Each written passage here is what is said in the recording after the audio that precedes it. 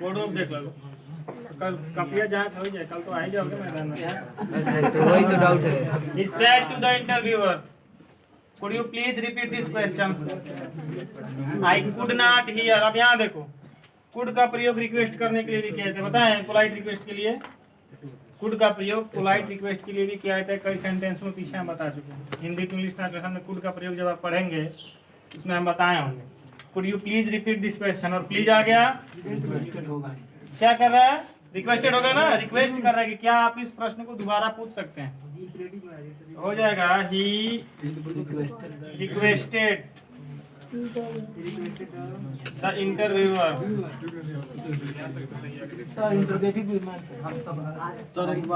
Connective में क्या लगा तो कहाँ बोलो,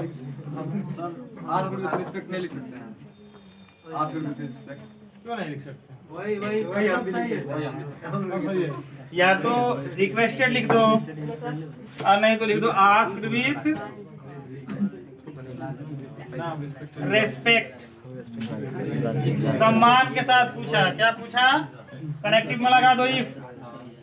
अब यहाँ क्या करते हैं, स्थान बदलते हैं तो यू बदलेगा किसके अनुसार, ऑब्जेक्ट के अनुसार। सेकंड पर्सन का सब्जेक्ट है तो बदलेगा किसके अनुसार, ऑब्जेक्ट के अनुसार, आरवी के। तो नाउन है, नाउन के अनुसार ही। कुड में चेंज कोई नहीं करते हैं, नो चेंज। प्लीज हट जाता है, he could repeat that question, this change into question. I could not hear and से नहीं जोड़ेंगे, यहाँ कामा दे देंगे, हो गया। अब अगर जोड़ना है तो यहाँ क्यों रिपीट करने के लिए बोल रहा है, क्योंकि उसने सुना नहीं था, तो आप बिकॉज लगा सकते हो, नहीं लगा सकते हो तो कामा लगा दो। Because he could not end मतलब could not hear।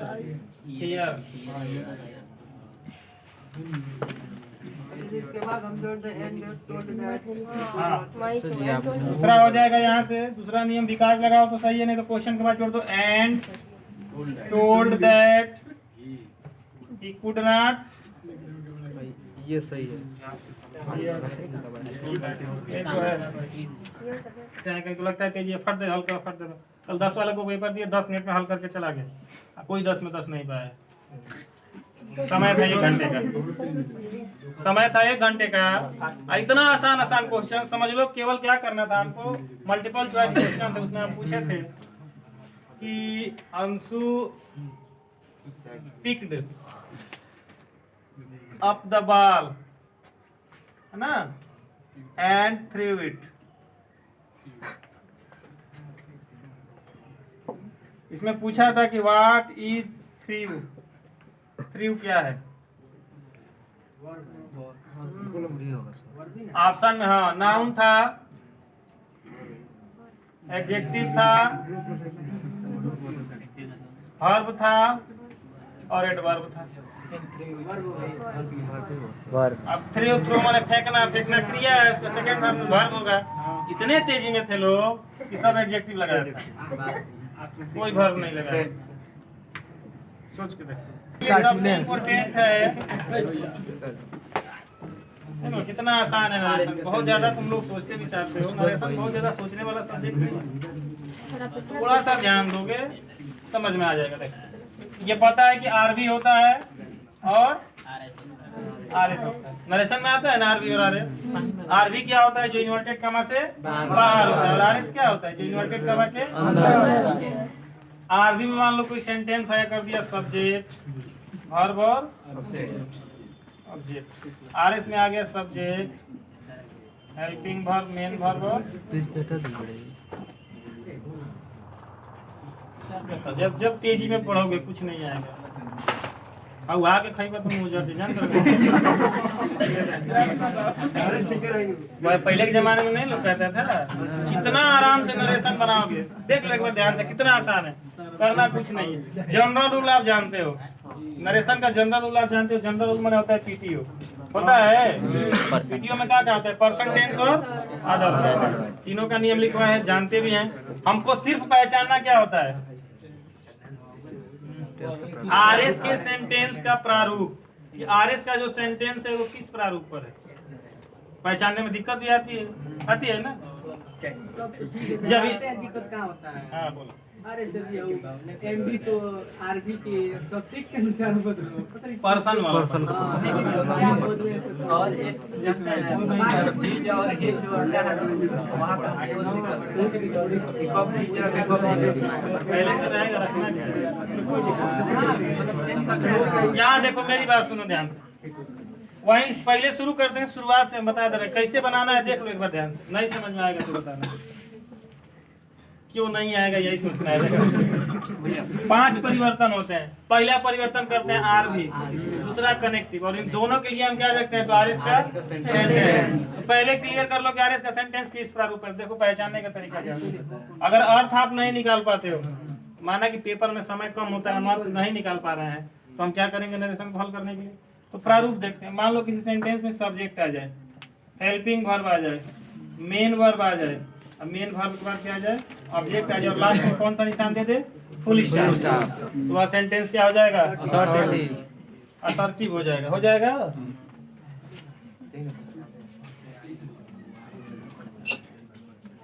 आरएस के लिए बता रहे हैं ना,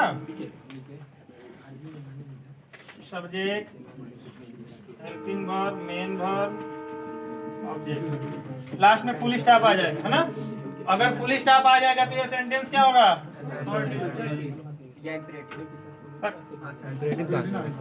असर्टिव होगा ना। अब आप ये भी अच्छी तरीके से जानते हैं, गुनगुनाओ मत, आप ये भी अच्छी तरीके से जानते हैं कि सब्जेक्ट के स्थान पर कौन कौन से शब्द हैं, नाउन या प्रोनाउन, उसके बाद जिरंड या इन्फिनेटिव आते हैं ना। अगर किसी वाक्य की शुरुआत नाउन, प्रोनाउन, जिरंड या इन्फिनेटिव से है, उसके तुरंत बाद हेल्पिंग वर्ब है, मेन वर्ब और ऑब्जेक्ट है, लास्ट में कौन सा चिन्ह है, फुल स्टॉप। अब ऐसे कोष्टक में करके नहीं लगाया होगा ना, तो पता है ना, सेंटेंस की समाप्ति के बाद नीचे यहाँ फुल स्टॉप लगाया होगा, तो वह सेंटेंस क्या होगा, असर्टिव होगा ना। इसके नियम के अनुसार बदलेंगे। जब असर्टिव होगा तो आरबी बदल जाएगा, किसमें, टेल टेल्स या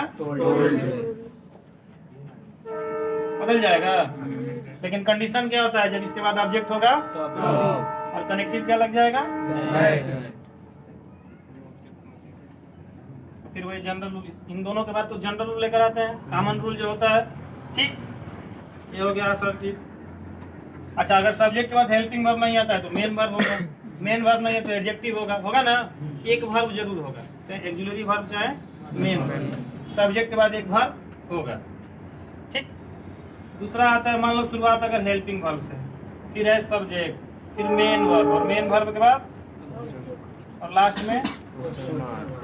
अच्छा, किसी भी सेंटेंस के अंत में अगर क्वेश्चन मार्क आ गया तो फिक्स है कि वो क्या होगा, इंट्रो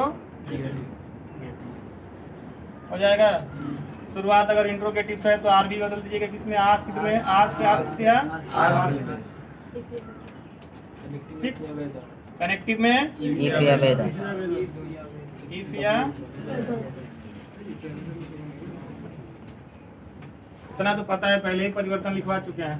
मान लो इंट्रोगेटिव में ही अगर शुरुआत क्वेश्चन वर्ड है, डब्ल्यूएच टाइप से है, इसके बाद क्या आएगा, हेल्पिंग वर्ब, फिर सब्जेक्ट, फिर मेन वर्ब, मेन वर्ब के बाद ऑब्जेक्ट, लास्ट में क्वेश्चन मार्क। कॉमन रहेगा क्या चीज, ये जो आरबी है कॉमन रहेगा, मतलब वही रहेगा, लेकिन कनेक्टिव में क्या लग जाएगा, उसी क्वेश्चन वर्ड को रख देंगे। समझ में आ रहा है ना। आरएस का सेंटेंस वैसे ही पहचानना है। मान लो आरएस के सेंटेंस की शुरुआत सब्जेक्ट से है, वर्ब है, ऑब्जेक्ट है, और लास्ट में फुल स्टॉप है, तो असर्टिव हो गया। शुरुआत हेल्पिंग वर्ब से, ऑक्सिलरी वर्ब जिसको कहा जाता है ना, सब्जेक्ट है, मेन वर्ब, ऑब्जेक्ट, और सबसे आसान लास्ट में अगर क्वेश्चन मार्क है तो सेंटेंस इंट्रोगेटिव हो गया। शुरुआत अगर डब्ल्यूएच टाइप से और लास्ट में क्वेश्चन मार्क है तो भी इंट्रोगेटिव ही रहेगा। तीसरा होता है इंपरेटिव सेंटेंस, और इंपरेटिव सेंटेंस में देखो सबसे पहले शुरुआत उसकी वर्ब के फर्स्ट फॉर्म से होगी, फिर उसके बाद ऑब्जेक्ट आता है, या फिर डोंट से शुरुआत होगा प्लस V1 प्लस ऑब्जेक्ट, इन सब के बाद फुल स्टॉप आएगा, है ना। या फिर आ जाएगा रिक्वेस्टेड वर्ड, V1 या ऑब्जेक्ट, इसमें भी फुल स्टॉप आएगा ना। हो सकता है रिक्वेस्टेड वर्ड के बाद डोंट भी आए, लेकिन शुरुआत अगर रिक्वेस्टेड वर्ड से हो तो वो सेंटेंस क्या हो गया। अब इसमें कनेक्टिव लगा देते हैं टू, है ना, और अगर डू नॉट से शुरुआत है तो लगा देंगे नॉट, यही ना, तो कनेक्टिव हो गया। आर भी किस में बदलता है? इसके भाव के अनुसार आर्डर्ड, बहुत सारा होता है, एडवाइज है ना, और कनेक्टिव में लग जाता है टू, और डू नॉट के लिए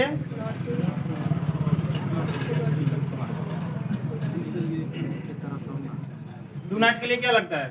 पहचान जाओगे ऐसे सेंटेंस को जी, उतारोगे इसको। रिक्वेस्टेड होता है आर्केटिव सेंटेंस।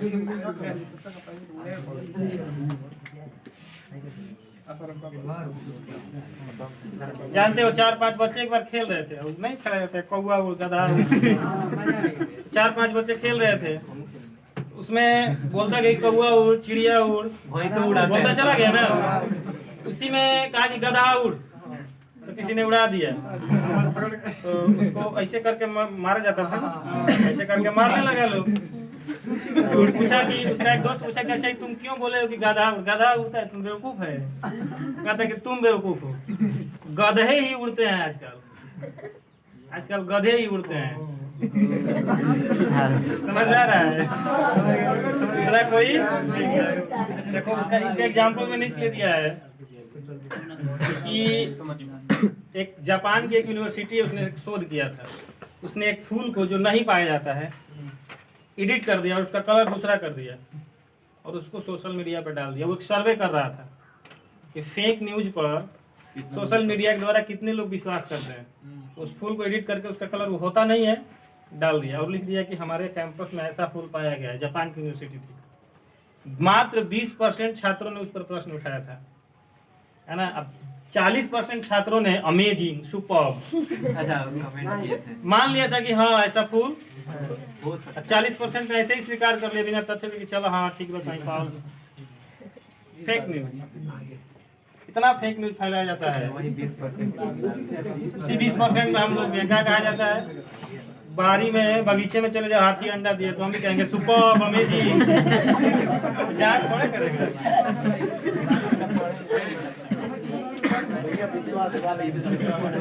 सोशल मीडिया की हकीकत है। देखो चौथा सेंटेंस कहता है आर्टिटिव। आर्टिटिव को पहचानना और आसान होता है, ध्यान देना। शुरुआत होता है में से, फिर आता है सब्जेक्ट, उसके बाद V1 होता है ना, फिर क्या आता है लास्ट में एक्सक्लेमेशन मार्क आएगा ना। सेंटेंस क्या हो जाएगा? आर्टिटिव। अब आप आरबी को बदल लीजिए, किसमें? प्लेस्ड में, कर्स्ड में या प्रेड में। रिस्ट में बदल सकते हैं, कनेक्टिव में लगा दो दैट लग जाएगा। 5वां। अच्छा ये सवाल उठता है कि एक्सक्लेमेशन मार्क तो एक्सक्लेमेटरी में भी आता है ना, पर ध्यान देना एक्सक्लेमेटरी सेंटेंस में अगर एक्सक्लेमेशन मार्क आएगा, एक्सक्लेमेशन वर्ड के तुरंत बाद आएगा, और अगर अंत में आएगा तो व्हाट या हाउ के साथ आएगा ना। इसमें में लगा हुआ है लास्ट में एक्सक्लेमेटरी सेंटेंस। माना कि सेंटेंस में में नहीं है, सेंटेंस में में का प्रयोग नहीं किया गया, फिर भी सब्जेक्ट वर्ब ऑब्जेक्ट और लास्ट में एक्सक्लेमेशन मार्क है, तो वो क्या हो जाएगा? आर्टिटिव हो जाएगा। एक्सक्लेमेटरी सेंटेंस में एक्सक्लेमेशन वर्ड आता है ठीक, इसके बाद एक्सक्लेमेशन मार्क, फिर यहाँ एक सेंटेंस आ सकता है। यह हो गया एक्सक्लेमेटरी हो गया ना। अब इसके बाद कनेक्टिव में लगा दो दैट। आरवी को जब बदलना है तो किस में बदलोगे? एक्सक्लेम। उसके बाद sense of the sentence, sentence का भाव, सेंस ऑफ द क्या रखेंगे? एक्सक्लेम्ड विथ के बाद सेंस ऑफ द, यानी सेंटेंस का भाव रख देंगे। अब देखो ये भी होता है कि व्हाट या हाउ से सेंटेंस शुरू हो, व्हाट या हाउ से शुरू होगा तो लास्ट में आएगा एक्सक्लेमेशन आएगा ना। या सेंटेंस भी क्या है? एक्सक्लेमेटरी, इसके साथ भी वही रखेंगे, exclaimed with sense of the sentence, माने सरप्राइज होता है व्हाट या हाउ के साथ। इसमें तो कई प्रकार के सेंस लेकर आते हैं। मान लो सुख का, दुख का, आश्चर्य का आता है ना, जॉय, ग्रीफ, सोरो, सरप्राइज, एंगर, हेटर आता है ना, उस हिसाब से बदलते चले जाते हैं। सेंस ऑफ द सेंटेंस यहाँ इसीलिए लिख दिया है, सेंस ऑफ द वाक्य का भाव। आरएस के अंदर का जो सेंटेंस होगा उसका जो अर्थ होगा उसी के अनुसार एक्सप्लेन विथ के साथ रख देंगे।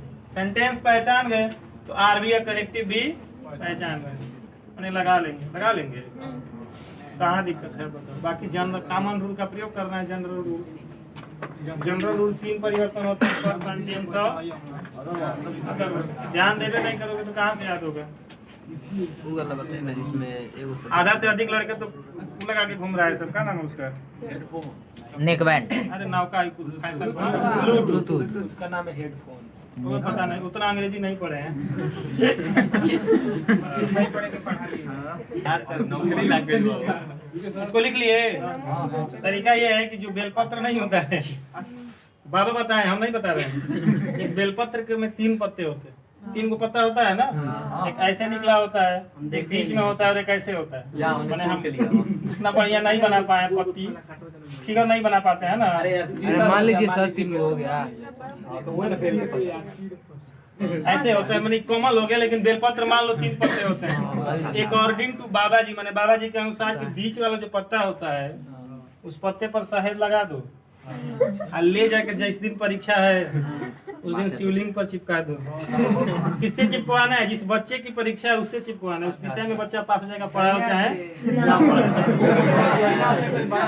दाहिना हाथ से नहा धोवा के सुबह में, बता रहा हूँ, सुबह में नहा धोवा के आसपास जो शिवलिंग है बीचवा में शहद लगा के, और जिस बच्चे का पेपर उस बच्चे के हाथ से ले जाकर चिपकवा दो। पढ़ा होगा चाहे नहीं पढ़ा होगा, पास हो जाएगा। बाबा जी बताने का नाम आपको नहीं याद है ना?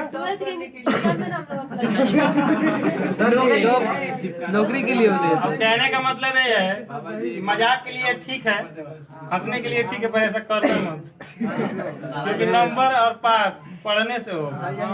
बेलपत्तर पर शहद लगा चिपकैला के उपासना। सबसे बड़ी शिकायत टेंस तो सब कोई बदल लेता है। जी सर। टेंस अदर वर्ड बदल लेते हैं क्योंकि वो फिक्स होता है। दिक्कत आती है पर्सन ऑफ प्रोनाउन में।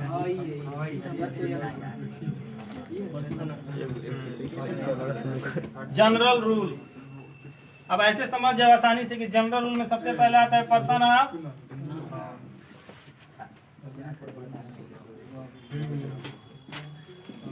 माने सब प्रोनाउन के पर्सन कितने होते हैं?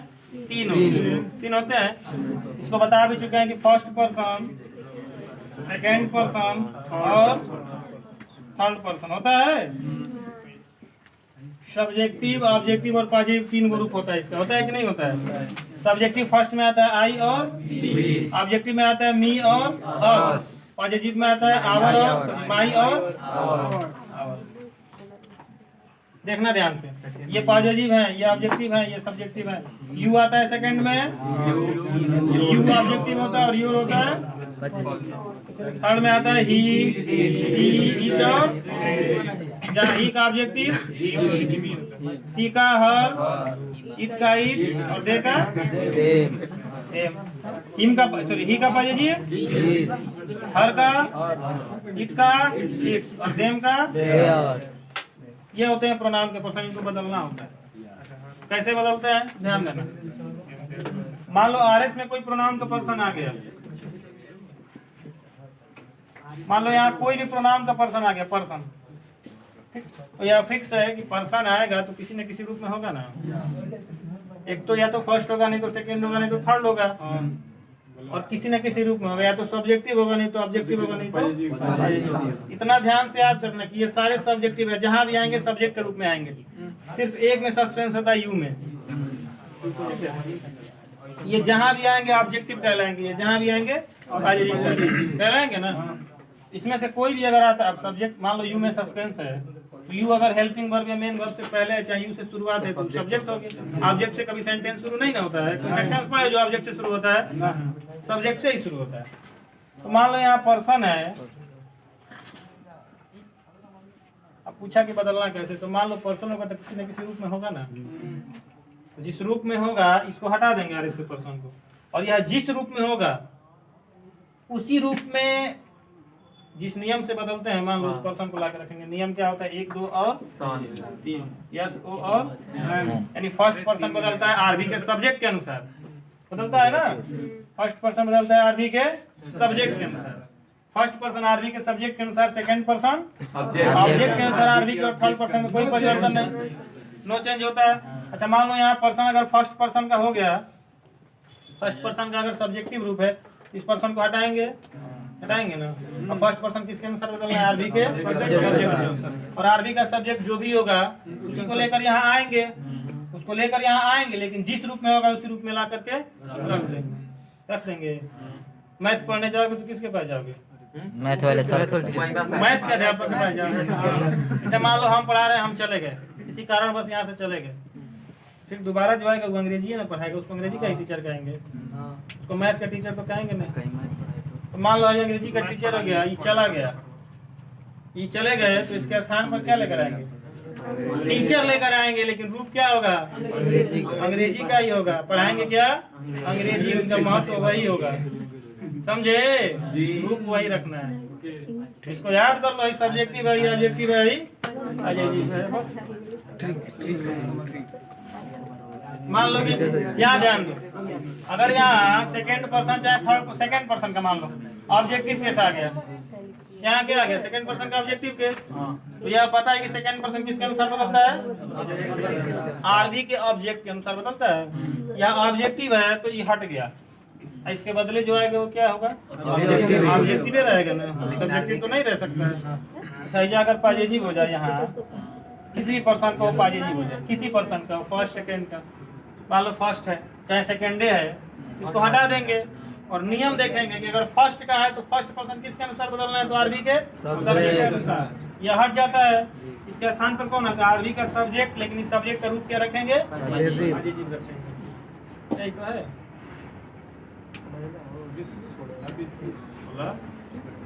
दिक्कत है, बदलना होता है। तीसरा चौथा वही परिवर्तन आता है ना, चेंजिंग टेंस। मान लो अगर टेंस बदलना है तो टेंस कब बदलता है? जब आरबी पास्ट में होगा। अगर आरबी प्रेजेंट या फ्यूचर में है, टेंस को मत बदलिए, नो चेंज, है ना।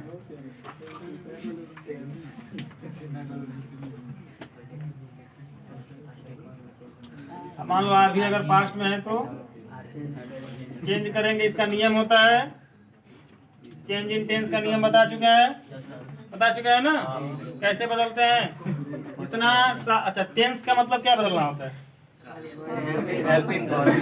टेंस का मतलब हेल्पिंग वर्ब, या नहीं तो इसी को बदलना होता है, बस पूरा का पूरा टेंस बदल जाता है, इससे अधिक कुछ नहीं बदलता टेंस। टेंस का मतलब सहायक क्रिया नहीं तो मुख्य क्रिया, हेल्पिंग वर्ब या मेन, दोनों को बदल दो। अगर हेल्पिंग वर्ब बदलोगे, कहीं हेल्पिंग वर्ब के बाद मेन वर्ब बदलता है, कहीं हेल्पिंग वर्ब भी केवल बदल दोगे टेंस बदल जाएगा। ठीक, टेंस में यही होता है, इससे ज्यादा कुछ होता नहीं है। अदर वर्ड्स का परिवर्तन बता ही चुके हैं कि चेंज द अदर वर्ड्स कैसे करते हैं। This that, here there, these those, लिखा है ना, अदर वर्ड्स का परिवर्तन बदल जाता है। उतारना था तो सब उतार चुके हैं। एग्जाम्पल देख लो, कोई भी एक सेंटेंस बोलो, थोड़ा कोई भी एक सेंटेंस बोलिए, हम बता रहे हैं। Ram said to Shyam, Ram said to Shyam. कह रहे कि why do you not give me your bike, हालांकि यहाँ डिड होना चाहिए था, तो टू दे दिया।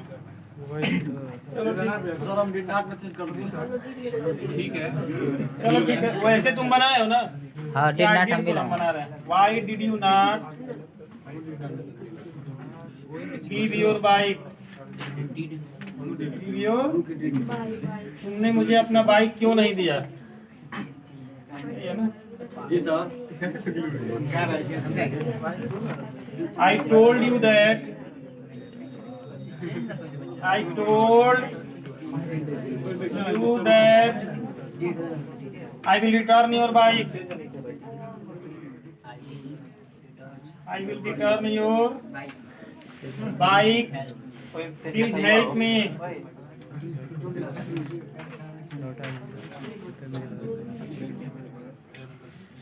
यह सेंटेंस है। कह रहा है कि Ram said to Shyam why did you not give your bike, तुमने अपनी बाइक क्यों नहीं दी? I told you that I will return your bike, मैंने तुम्हें बताया कि मैं तुम्हारी बाइक लौटा दूंगा। प्लीज हेल्प मी, कृपया मेरी मदद करो।